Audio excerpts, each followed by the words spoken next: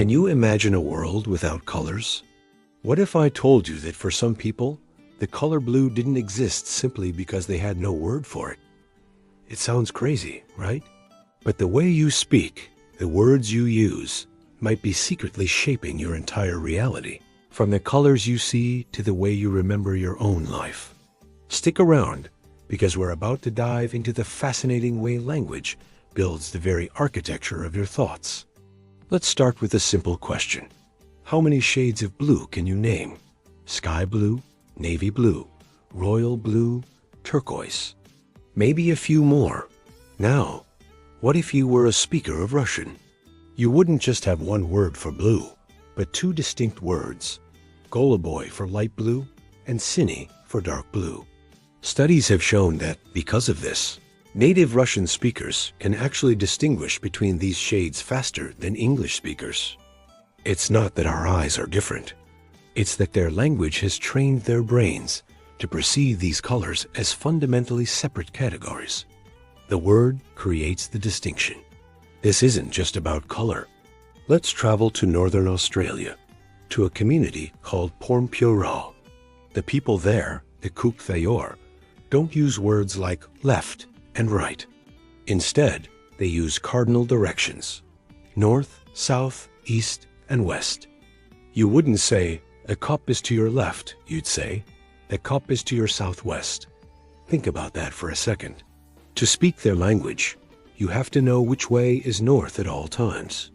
As a result, they have a sense of direction that's almost superhuman compared to most of us. A 5-year-old child in their community can orient themselves better than most adults from other parts of the world. Their language forces them to be constantly aware of their position in space, fundamentally changing their spatial reasoning. Language can also shape our perception of time. If I show you a series of pictures of a young man, the same man older, and then an old man, you'd probably arrange them from left to right, because that's how we write in English. It reflects our linear concept of time. But for speakers of Hebrew or Arabic, who write from right to left, they'd likely arrange the photos in the opposite direction.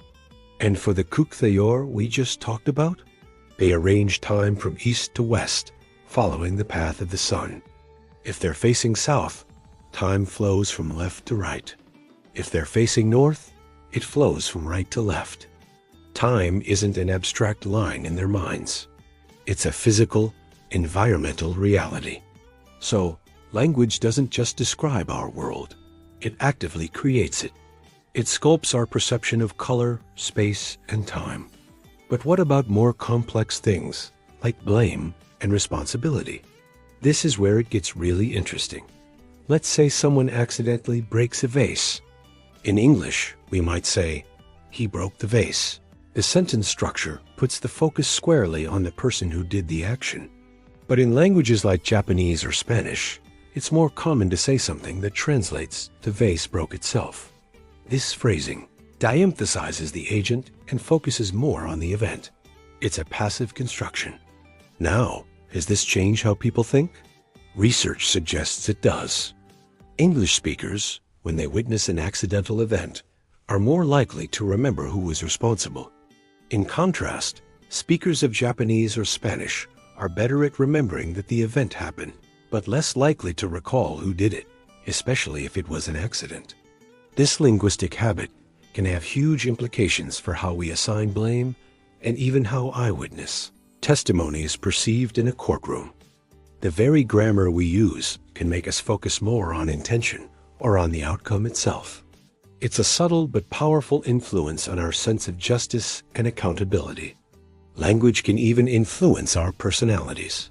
Have you ever met someone who seems like a different person when they switch languages? There's a reason for that. Many bilinguals report feeling more assertive when speaking one language and perhaps more reserved when speaking another. This is because languages are bundled with cultural norms and values. For example, a language might have more formal and informal ways of addressing people, which can make you more aware of social hierarchy. Learning a new language isn't just about memorizing vocabulary and grammar. It's about learning a new way to see and interact with the world, and in a way, learning a new version of yourself. This brings up a fascinating question. If language shapes thought, does that mean some thoughts are impossible in certain languages? Well, not exactly. It's not that you can't think something, but rather that your language makes certain ways of thinking easier or more habitual. You can still explain the concept of north to an English speaker, and they will understand it. But for the Kook Thayor, it's an automatic, constant part of their thinking.